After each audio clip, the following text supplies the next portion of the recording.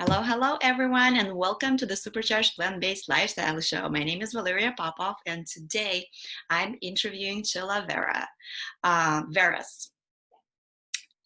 Welcome, Csilla. Thank you. Thank you. It's so great to be on the summit. I'm really honored. Thank you. Well, we are honored to get into your head and see what you stored for us. Would you please introduce yourself with people who don't know you and what you do? Absolutely. So my name is, as we mentioned, Csilla Veress. I'm a naturopathic doctor. I'm also a licensed acupuncturist. I work right now at True North Health Center. And so the primary focus of my practice is nutrition-based medicine. We do whole food, plant-based, that is salt, sugar, oil-free. And also we are one of the only centers in the United States, or there's actually a few more of individuals that have come through True North that have started their own, but we do water only fasting. So we take anybody from 3 days to 40 days on water only, and we see such phenomenal results on an everyday basis. So yeah, it's Yes. amazing. Yeah, thank you. Thank you so much for what you do. And I absolutely love True North. I've never been actually a patient, but I really want to go. But every time when we pass by, I always go and like stock on food because it's just so amazing. And actually, I love the cosmetics. They're actually too Hungarian, probably like the Oh, Eminence. I love Eminence. yeah. So one day, Yeah, I want to absolutely. come and do it for sure to experience that. I have some questions for you. So how did you get into the whole food plant-based lifestyle, and now you're teaching it? Well, it goes back to my 20s when I was pre-med. So I was going into medical school, and I was just had the really phenomenal opportunity to work in hospitals. And in that volunteership, I was a little disillusioned with the modern healthcare system. I thought it was going to be so much different than what I got into. I was very much drawn more to nutrition, more to the foundations of health, like getting proper exercise, stress management, sleep, more natural ways of really managing healthcare. And so I was seeing a very different side of it. So I actually diverted. I went into marketing. I worked in Manhattan for 10 years. And along that way, I learned nutrition. I learned raw foods. I learned whole food, plant-based. I learned, I did Pilates. I went into yoga. So I was getting into that path. And then I just decided I had enough of marketing, and I found naturopathic medicine. So I got into naturopathic medicine. And luckily, True North had a resident, the resident program was open, and I got in, and that's how I kind of started my really like my whole food journey, whole food plant-based journey. Because even when I was in the city, it was kind of, I was dabbling. I was trying this, I was trying that. I didn't really get in deep into the research. Now I'm so well versed in the research, and just we're doing phenomenal work with chronic illness. So that's kind of how I came to it. And I'm one of the supervising physicians, and I've been there for now 6 years. So yeah. Yes, beautiful. Thank you. What is your general approach to medicine and patient care? It's so, as I mentioned, one of the really like foundations, like strong foundations in how we work with pretty much everybody is that when they come to True North, it is really founded on whole food, plant-based, SOS free.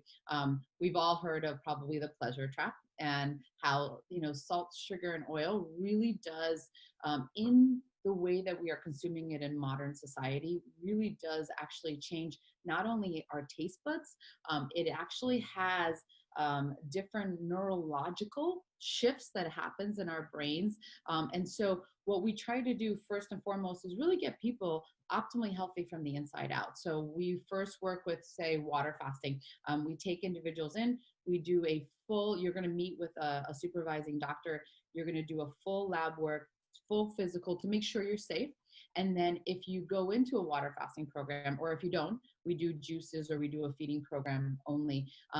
What happens in that span of time is people are able to actually break patterns and switch out of the daily it's kind of a habitual, programming that we're in, which is really powerful. It's a very, very powerful. People can definitely switch to whole food plant-based on their own, but it's very highly effective when you do it in the way of either a water fast or being in a very supportive environment. From there, some of my other specialties that I really utilize is working and getting down to the underlying cause. And so I deal with stress management, whether or not somebody is sleeping 7 to 9 hours, whether or not they're moving, how amazing is their community, do they have a sense of purpose? Believe it or not, there are actually quite a few people that come to True North and they are doing whole food plant-based, and that is phenomenal. And that is a really great foundation, but they don't have these other pieces. And I still see people struggling with their weight, right? They're not living optimal health. And so that's why we have to really get deep into what caused everything. So, Yes, thank you. So why do you feel that the water only fasting is the essential tool for, I mean, in healthcare? well, water fasting in and of itself it's phenomenal because it really gets out of the body's way. And I think that one of the things that we've unfortunately gone away from with medicine is the fact that the body has a brilliant, brilliant ability to heal itself, right? We have the mechanism within ourselves to heal. The problem is that we don't allow that to happen. And so what water fasting does first and foremost is that it allows the person to dig in deep and get access to those mechanisms. We go through autophagy, which is cellular cleansing, right? We're cleaning out on a cellular basis. We have ketosis that happens. So we're breaking down excess fat, and specifically visceral fat, which we know, and your readers probably have heard from multiple speakers. I mean, visceral fat is really, really one of the prominent kind of risk factors when we think about metabolic disease, when we think about cardiovascular risk factors, diabetic risk factors as well. So we're getting down into like really the heart of getting rid of some of these risk factors. We are seeing not only is a nice side effect of really weight loss, but then we also see that there is an increase in something called brain-derived neurotrophic factors. So we're actually creating like fertilizer for our beautiful brain cells, right? We're feeling that mitochondrial function, is rebuilt. So it really is at the core, this beautiful kind of, launching pad where people, it's not a cure-all. It's definitely not a cure-all, but it's a beautiful launching pad where people can get to a level of healing where then they can implement more and more tools so that they can get optimally healthy, like whole food plant-based lifestyle, no salt, sugar, and oil. So, yeah. Yes, thank you. And I think too that we're made to fast sometimes. It's like this is something that we are accustomed, not personally, but our DNA. That's how we evolved. We were not running around with full stomachs 24/7 every day. So this is very healthy for us to actually break that food intake for some time and just regenerate. Oh, absolutely. Yeah, I mean, that's why we have the brilliant mechanisms in place. I mean, it's so, I mean, when you look at what happens physiologically in the body, I mean, it is an absolutely well-tuned kind of machine in order to get you from a place where you're constantly feeding to a place where you're totally fasting. And you're right, we used to go from, fasting or famine, right, to like abundance. So, yeah. Yeah. So you are into sleep. You're big into sleep. So, and this is one of the topics that fascinates me all the time. So how do you think that sleep and then adrenal health, how those two things tie into the chronic illness and the weight gain? Yeah, absolutely. Yeah, one of my specialties is definitely more like sleep-based medicine. So let's tackle sleep with chronic illness first, and then we can go into the weight management part of it. We know in research, we need around 7 to 9 hours of sleep. It's a Goldilocks effect. If you get too little, you start seeing health deteriorate. If you get actually too much, if you get past 10, 12 hours every single night, we start to see very similar shifts as well. Sleep deprivation has been implicated in increase in cardiovascular disease, increase in depression, suicide ideation. It has been indicated in increased weight gain. It has been indicated in diabetes type 2 as well, stroke, heart attack as well. So what we know, and actually one of the most prominent studies that I'm just going to kind of talk about is with diabetes and actually insulin sensitivity. There's multiple studies. So this is a replicable study that they've done over and over again. And what they did was they took individuals and they put them into 4 days of sleep deprivation, which was usually around 4.5 hours per night. Within 4 days, they saw these participants' insulin sensitivity drop by 16%. 16%. And then on their fat cells, it was 30%. Matthew Brady, who is actually one of the principal investigators on one of the studies that they did, he said that just to wrap your head around this, this is like metabolically aging you by 20 years. That is crazy that this one aspect of our lifestyle we can really control, number one. Number two is that it can influence our cellular health so much. We know that, our glymphatic system, which is our lymphatic system, actually improves as well when we sleep. So that means we get to detoxify our brains better. We know that, during sleep, we're actually able to manage our leptin and ghrelin. And for those of you who maybe haven't heard those terms, leptin tells us we're full, right? So as we're eating, it's the hormone that says, hey, stop eating. And ghrelin tells us we're hungry. What happens is studies have shown that over time, when we are sleep deprived, our leptin levels go down, our ghrelin goes up. So what happens is we're constantly hungry and we constantly there's a less of an ability to feel full, right? So we start to see obesity, right? We start to see weight gain as well. If we tie that into actually even adrenal health, we know that sleep deprivation absolutely causes our bodies to have an inability to deal with stressors. And so why this is important is because if we move into stress management or adrenal health, which was another topic that we were going to talk about, we know just even in when we think about whole food plant-based, right? And actually, let me back up 1 second, because the other thing about sleep is that what they have found is that there's actually a 20% increase in caloric intake when people are sleep deprived. And guess what people are reaching for when they're sleep deprived? It's really not the vegetables. It's going to be the fat, and it's going to be the refined carbohydrates. So you're reaching for those croissants. You're reaching for those baked goods more so than anything. We also know, right, and the reason why we reach for those things, so this is tying into the stress management or the adrenal health, is the fact that in stressful situations, our serotonin and our dopamine drop.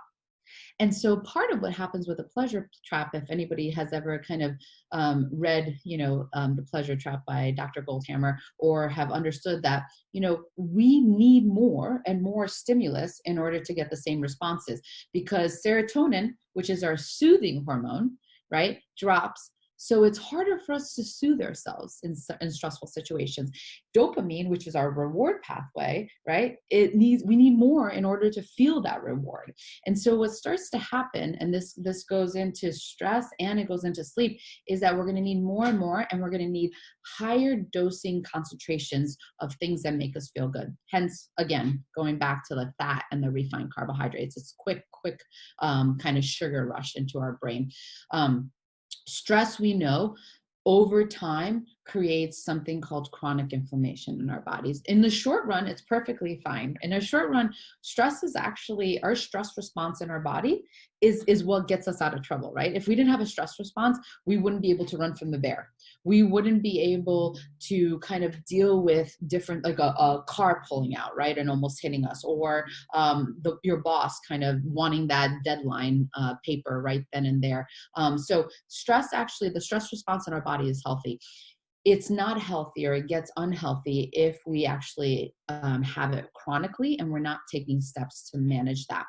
why that's important, right? In overall health is because, like I mentioned, there's so many of my patients that are doing whole food plant-based diets. They're saying, I'm doing this diet, but why am I still having blood glucose issues? Why am I still having issues with my hypertension, right? Or high blood pressure? And that's because when you are in a stressful situation, a lot of times you're not sleeping. So that is a co kind of issue that's going on. But then also it's because of this is the inflammation where our cardiovascular system is impacted. When we're releasing cortisol job is to increase glucose, right? You need to go, you need to fight, you need to flight, or you freeze, right? So you need glucose in the system. So people have more hyperglycemia in these situations as well. And with weight management, what we do see is, again, right, because serotonin and dopamine are depressed, we are eating more and more. And a lot of times our stress management is to reach for the quickest thing that makes us the happiest, or that makes us, or that calms us down. And again, that's the refined carbohydrates. If we dig into the cellular level, though, it's even more complex in the sense that it changes how our thyroid, which is our metabolic hormone, is impacted at a cellular level. So the higher the stress, the less your cells are able actually to take in the T3, which is thyroid, which is your active thyroid hormone, which is what creates that beautiful ability for the body to just kind of function optimally. And so we actually retain visceral fat. It's harder for us to lose weight when we're stressed. So it's really, we really have to kind of look at the whole picture. And when you're eating a whole food plant-based diet, it helps so much. You're going to be sleeping much better. There might be other factors we have to work on. You're going to be handling stress a lot better. There might be other factors that we work on, but it's really about, when you think about the foundations of health, diet, exercise, purpose, community, stress, sleep, they all tie in together, so they all have a little piece that really ties in together. So. Yeah, thank you. So we talked about the importance of sleep. Mm-hmm. Let's talk about how to set people for a successful good night's sleep, because it's an important practice. When do we eat? What time should we go to sleep? What's the ambience around us? What's the most important parts for us to have a good night's sleep? Yeah, it's a great question. And so some of the basics of sleep hygiene are that the majority of the population is something called a lark.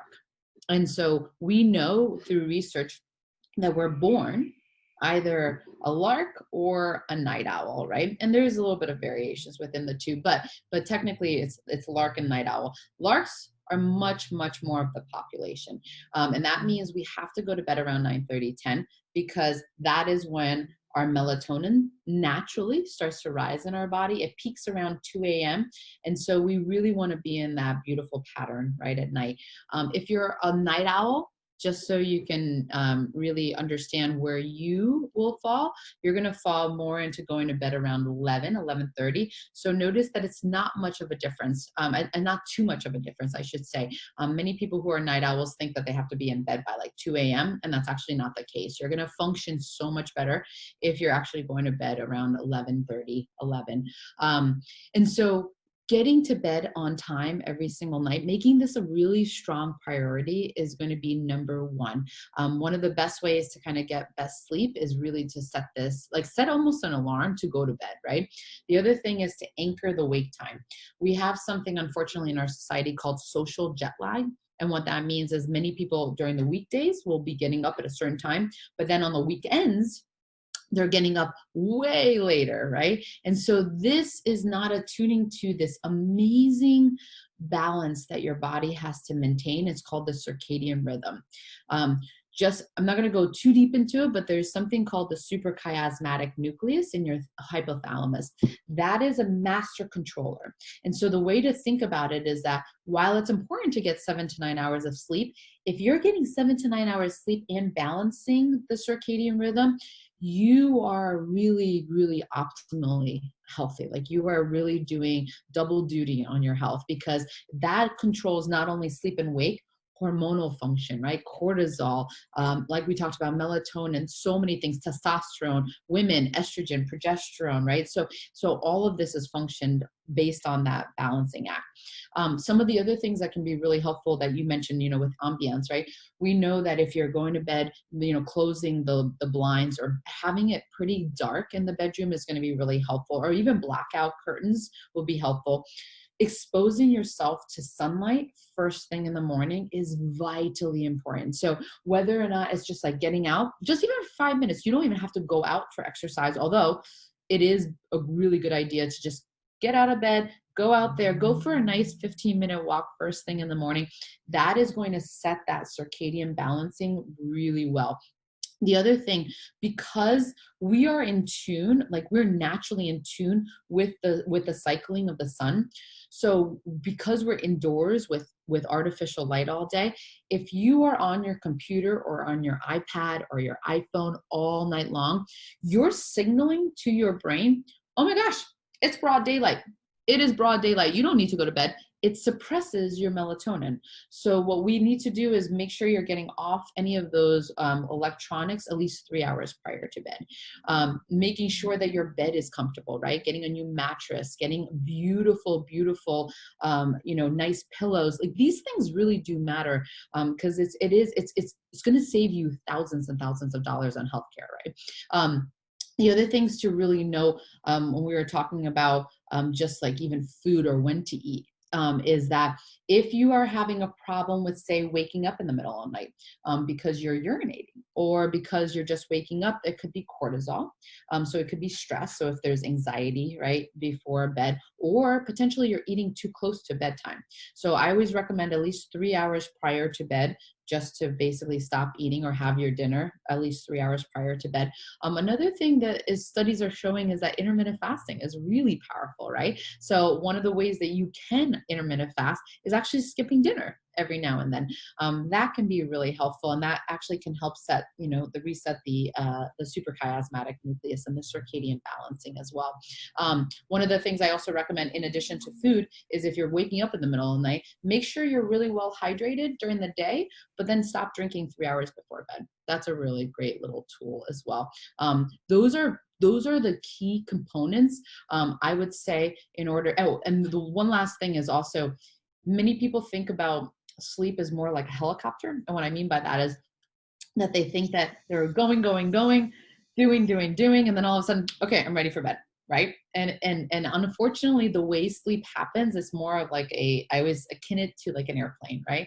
You need to have a long runway and then you take off. And so what I mean by that is that, when you get home from work, relax, start making dinner if you're going to have dinner early, turning down the lights, dimming the lights, maybe doing some relaxation type of routine where you're reading before bed. Maybe you take a hot bath. So you're kind of priming your body saying, hey, I'm getting ready for bed, right?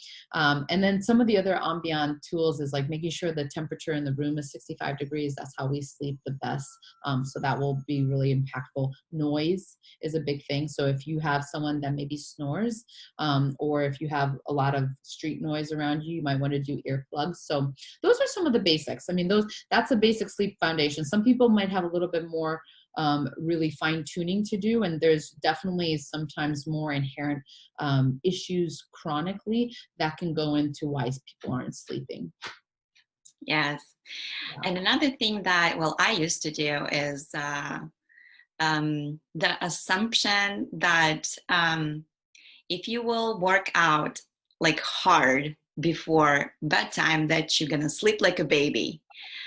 And like so I actually read that the circadian code, and it actually very opposite. Do you can you explain us like what it is and why this active sport is not good like before bed, and it's actually better in the morning? Yeah. So what happens is actually there's a little bit of specificities that go into it. So what I will say, on a whole, if somebody is having trouble falling asleep, so if they're having trouble with just getting to bed, it is really, really much better for you to be going and working out in the morning. Additionally, the reason I said there's a little bit of specificities is because if you are actually having fragmented sleep, so you're fine getting to bed, but you're waking up in the middle of the night, sometimes actually it's helpful to go for light exercise late in the afternoon. And so what happens is that, what we're doing when we're exercising is actually we're pulling, right? We are actually activating glucose into their system because this is what we need in order to work out. We're also activating a lot of different pathways. We're reducing, some of it depending upon how much of an endurance type of activity it is. We are actually pushing oxidative stress in the body. So we're really ramping up liver, we're ramping up mitochondria, our energy pathways, right? This is one of the ways that we build energy in our body. And so if we're doing something like that right before bed, it actually does shift, right? It shifts not only our cortisol levels, which cortisol and melatonin are inversely related, meaning that if our cortisol is increasing, our melatonin is decreasing. As our melatonin increases, our cortisol should be decreasing. And so what we're doing is we're pushing cortisol into the system because we're working out so intensely. So we're basically telling the body, nope, we don't really want to sleep. We're not sleeping. We're kind of forcing the body to stay awake, right? So those are some of the mechanisms that are involved. So it is much better on a whole to be working out more in the morning. But like I said, there are some fine tunes depending upon what a person is dealing with. So yeah. Yes, absolutely. Thank you. Yeah, I love the like a walk Mhm. before go to bed, or like yeah, like a little stretching or like light yoga that really actually like puts me into the sleeping mode. um I know that we touched already on that, but how does the stress contribute to the chronic illness? Well, so some specifics that we can notice, or some of the really, really distinct ways that we know adrenal health contributes, is that when a person when a person actually gets into a stressful situation, just so we can understand what goes on in our bodies, we can kind of understand how chronic illness can happen. So let's say a bear is attacking you. So you're running from a bear, and all of a sudden, physiologically, this is what happens. Your heart rate increases. Your blood pressure goes up, right? Because you're trying to fight, or you're flighting from the bear. Your pupils, right, start to dilate. Your muscles start to tense, right? You're tensing up. Your gastrointestinal system, your digestive system actually downregulates. Your urinary tract system downregulates. So you don't really need to be digesting food at this time. You're not really, the detoxification pathways, you're down regulating those because you're not putting as much energy into that. You start to, what happens with immune system function, actually, it kind of pops up a little bit, but then it actually starts to drop, right? Because right now we're really focusing on survival. We start to breathe faster. We start to become really hyper focused because we are on a survival task, right? So what happens is that that's fine for the acute, and then we can actually come off of that, and we go into, that's a sympathetic nervous system response. We can come into the parasympathetic, which is the opposite. It's the relaxation, right? It's the, I'm taking deep breaths. My heart rate is very low, or lower. My blood pressure is normalized. My digestive system is upregulating. My immune system is upregulating, right? My detox value. So this is where we heal, right? In parasympathetic, this is where we rest. This is where we digest food, right? We call it rest and digest.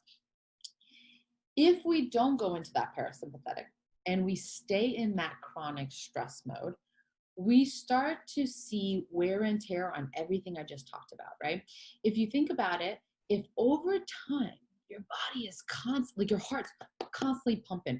If your blood pressure is constantly pushing blood through those vessels really hard, if you're constantly shallow breathing, if you're constantly like hyper focused, if your GI system is not, revved up and working appropriately, what do we see? We start to see autoimmune cases, right? We start to see cardiovascular changes or cardiovascular risk. We know we start to see depression, we start to see anxiety. Of course, we're going to see sleep issues, right? I mean, think about the last time well, perfect example, what was happening with COVID-19, right? A lot of people that are reaching out to me with medical phone coaching are saying, I'm not sleeping, I'm stressed, I'm not sleeping. We start to see immune function really decrease in the sense that people are much more susceptible to colds and flus, in addition to, as I mentioned, moving into even the autoimmune realm.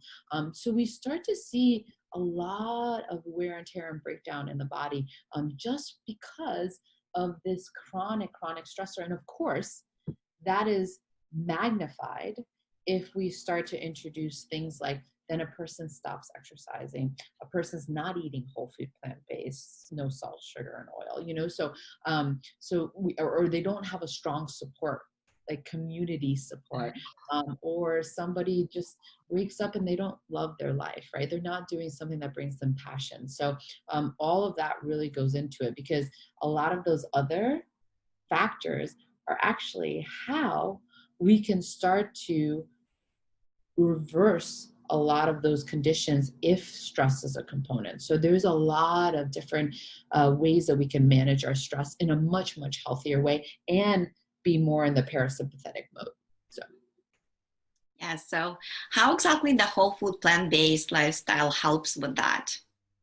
with the stress management piece, there's a lot of different ways. One of them specifically is the fact that when we look at whole food plant-based, we are putting already, actually, let me back up. I love this quote, right? The quote is, everything you put in your body either fights disease or feeds disease. You probably heard it. Your listeners probably heard it too.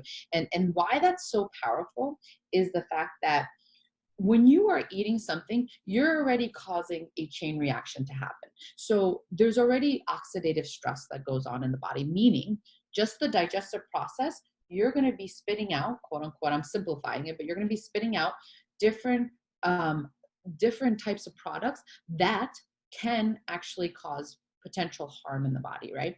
What whole food plant-based though does, which you don't get from eating maybe refined carbohydrates or saturated fat from animal products or high salt, high sugar, high oil, is the fact that we have antioxidants. So these beautiful foods actually have the thing that is actually going to neutralize all these different harmful kind of like products that happen. So basically we're doing this natural product or natural process, but then we have these amazing foods that actually help our bodies, that actually give life, that actually revitalize.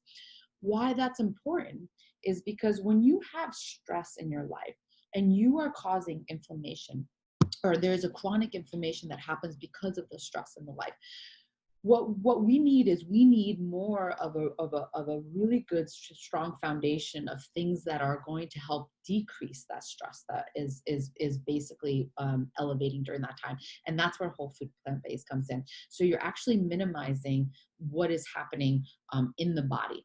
Additionally, as well, as I mentioned before, whole food plant-based, especially when you're not doing the no salt, sugar, and oil, your body is working appropriately across the board, right? You're going to have better cardiovascular function. Your digestive tract, your mitochondria too, but your microbiome is going to be improved as well, which is such a strong modulator. It actually is one of the major key components in the stress response, right? And how we're dealing with it with our thyroid, with our brain function, our gut brain connection. So all of this feeds into it. So if we're healthy, right, we're going to be able to really deal with stressors much better as well.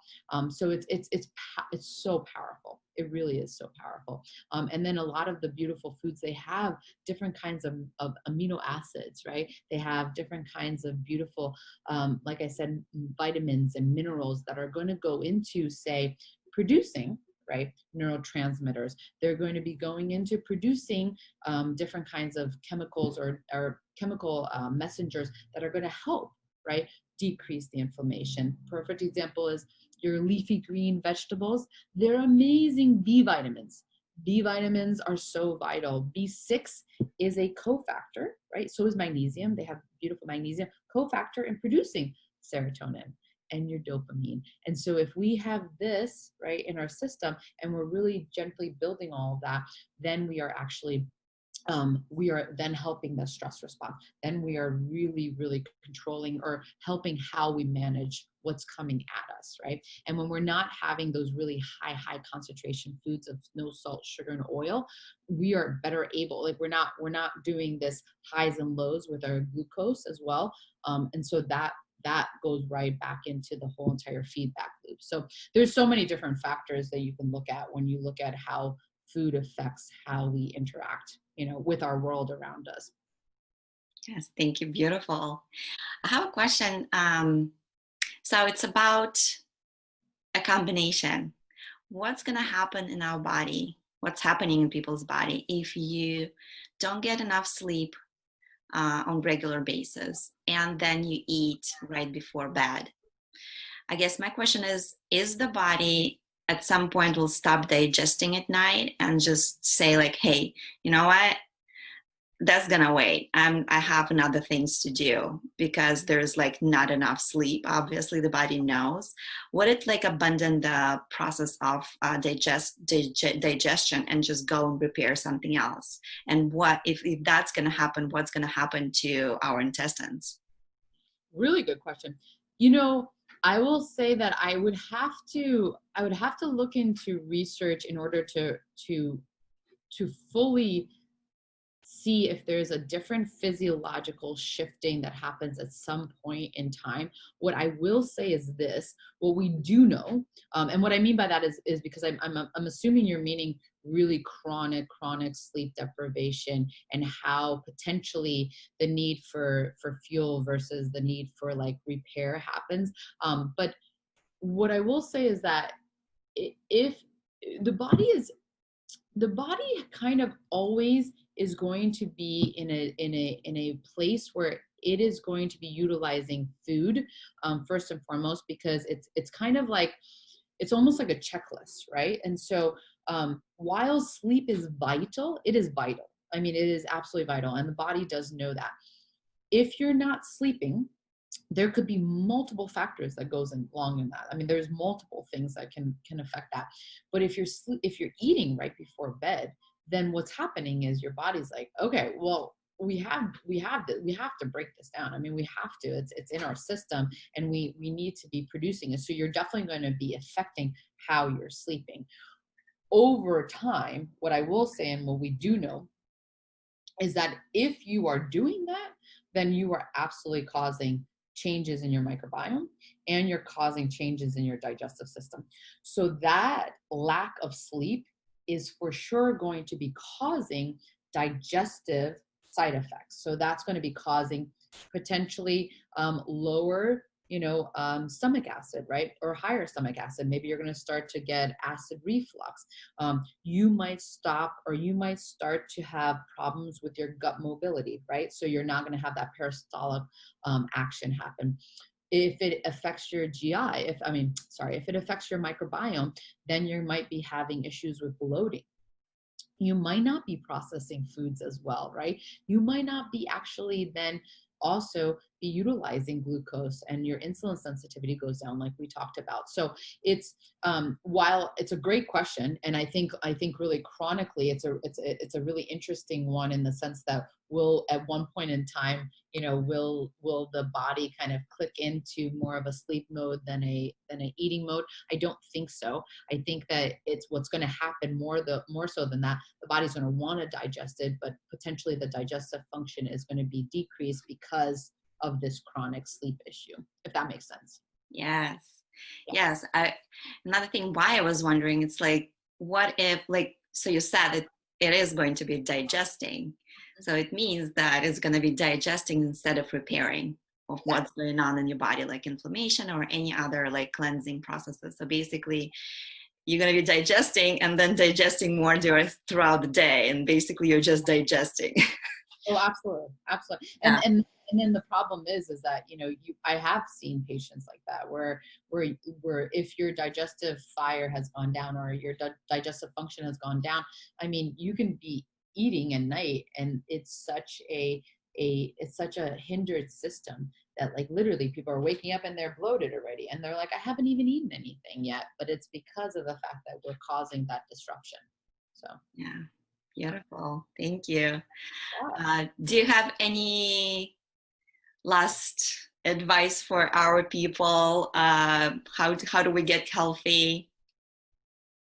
Yeah, you know, the only thing I will say is that, you know, one of the reasons why I think True North is so just absolutely amazing in really not only for preventative care but also for optimal health and disease management is because of the fact that first of all, I'm excited because we're starting to see more and more people coming in for fasting just for prevention, right? Like they're coming in for 5 to 7 days once a year just because they're healthy and they want to stay healthy. So that's really exciting. But I will say is that, you know, it really is, it's amazing to see what happens when a person sometimes gets out of their environment and creates this, when you're trying to create such a drastic shift, to be able to be supported and be surrounded by a support structure and also to have the education because and this is why what you're doing is so vital. I mean, I so appreciate the fact that you're putting all this information out there for people because people do tend to follow dietary and lifestyle changes when they know why, right? Like they actually understand the foundations of why this is so important. And I think that that's where, you know, not only is it like getting out of your body's way, right? Allowing that healing to happen with a water fast. And you don't have to water fast. I mean, you can do it through a juice cleanse. You can do it with a really pared down, you know, whole food plant-based diet. And then when you go into the whole food plant-based lifestyle, it's about making sure you have the education around you so that you can really master it. And also when obstacles come up, you can really say, oh, I know about this. This is how I'm going to switch or change or love yourself through the process, right? And understand that we live in a society that doesn't support as much. We're seeing more and more changes, but it's not as supportive as I would hope that we would be for this kind of lifestyle. And so it's really, really powerful. And I think that if I'm going to say just like the main piece is that, you know, when you start to look for the underlying cause and when you really just tap into the magic of what can happen in the body or like the healing that we have that we can kind of induce or like stimulate within the body, you know, chronic illness can be reversed, you know, and that's the beauty of what we see on a really on an everyday basis. So it's just pretty amazing. It really is. Yes, you see miracles every day. Well, almost every day. Every day. Yeah, absolutely. I would say that everybody walks out improved with a sense of empowerment or some sort of definite benefit. Not everybody has a cure. It's not a cure-all. It's never going to be a cure-all. You know, health is on a continuum. We're always moving either towards optimal health or we're moving towards chronic illness. So you're not static, which is great. But you know, it's not a cure, but it definitely gives people that leveling up or that gives them that boost that they can then use multiple tools like we talked about with the foundations of health and other ones in order to get to that optimal health. Yes, thank you. Do you see more patients now that wanted to escape Corona and kind of go to a facility? No, I wouldn't say we're actually if anything,